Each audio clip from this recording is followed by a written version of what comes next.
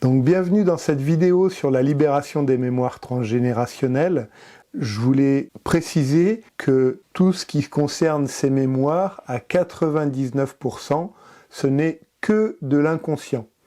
Donc peut-être que je vais dire des choses dans cette vidéo et que vous allez vous dire « Oui, mais je ne sais pas, tout ce qui se passe là, ce n'est que inconscient au niveau transgénérationnel. » Donc tu peux faire un arbre généalogique, tu peux également demander des informations à tes parents, à tes grands-parents sur les ancêtres de 4e, 5e ou 6e génération. Il faut savoir que même si tu sais ce qui s'est passé, ce n'est pas pour ça que la mémoire que tu as appris inconsciemment par fidélité avec ta famille et avec tes ancêtres est partie.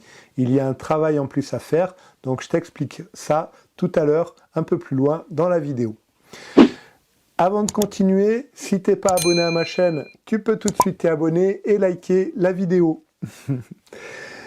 Alors, c'est quoi les mémoires transgénérationnelles? Pour ceux qui ne savent pas, la mémoire transgénérationnelle peut remonter à 5, 6, 7 ou 8 générations en arrière. C'est des choses qui se sont passées au niveau de tes ancêtres, des choses importantes qui ont laissé des traces émotionnelles chez eux. Ça peut être des problèmes financiers, des problèmes d'entreprise, des problèmes d'adoption, d'abandon, toutes sortes de choses que ton ancêtre a vécues, qu'il n'a pas réglées et que, au fur et à mesure des générations suivantes, eh bien, c'est des blessures que toi, inconsciemment, en tant qu'enfant, pour faire partie du clan familial, pour faire partie de cette micro-société qui est la famille, tu as accepté de prendre. Alors je précise bien au niveau inconscient, hein, bien sûr. Donc j'ai juste une petite question. Est-ce que tu as déjà ressenti que tu portais des choses qui ne t'appartenaient pas? Est-ce que tu as plusieurs prénoms? Il y a un des prénoms qui est le nom de ton père, le prénom de ton père ou ton grand-père ou d'un oncle. Déjà, rien que ça, c'est de la transmission transgénérationnelle. Et du coup, tu as qu'à y répondre dans les commentaires sous la vidéo.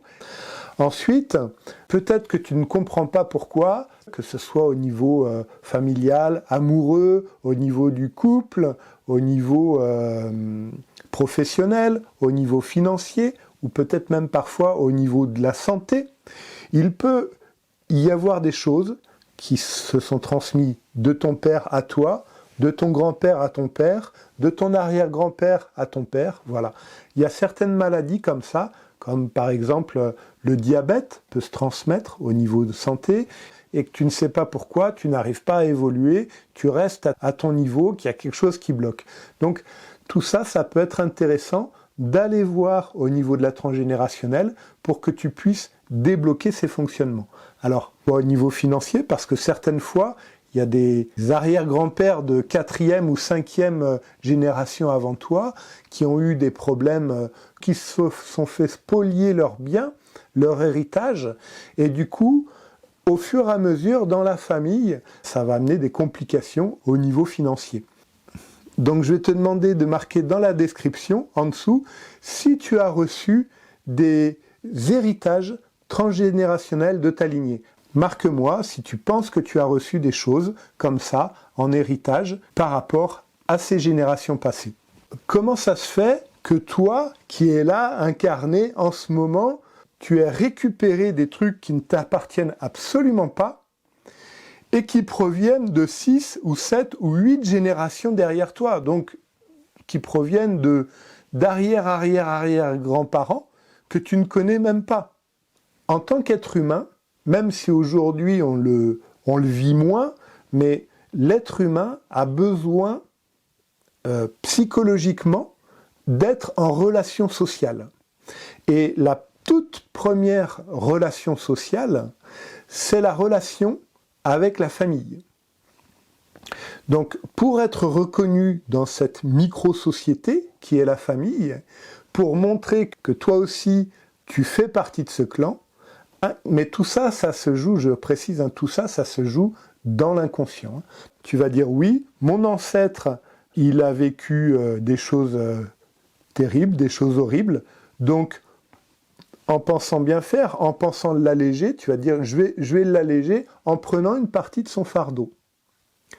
Comme ça, lui, ça va l'alléger, et moi, je vous montre et je vous apporte la preuve, vous, les autres membres de la famille, que je fais partie de vous, puisque j'accepte de prendre cette chose qui ne m'appartient pas. C'est des mémoires par fidélité. Donc ça se joue dans la toute petite enfance, hein, au moment de l'incarnation.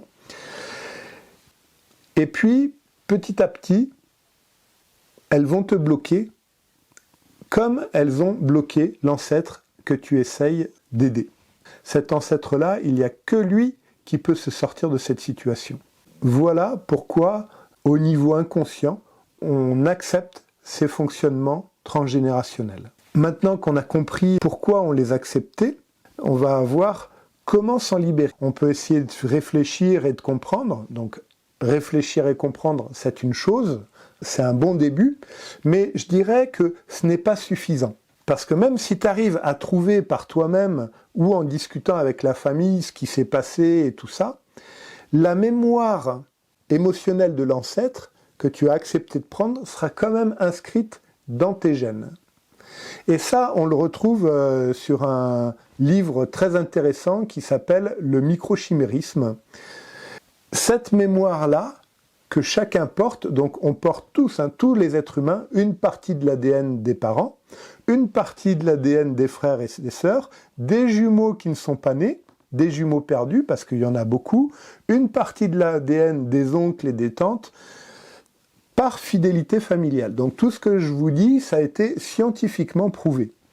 Donc comment s'en libérer? Je dirais que en essayant de comprendre avec sa tête, avec son mental, c'est une chose, mais tu vas faire 10% ou 20% de la libération. Pourquoi? Parce que tu vas sortir que ce qui est conscient. Je dirais que le plus efficace pour se libérer des problématiques de la transgénérationnelle, c'est la thérapie brève avec les constellations familiales et avec la thérapie quantique. Alors souvent, on me dit, oui, mais est-ce que si je me libère moi, ça va libérer mes enfants? Alors, c'est une certitude que si toi, tu te libères, ça va aider tes enfants à se libérer de ces mémoires transgénérationnelles.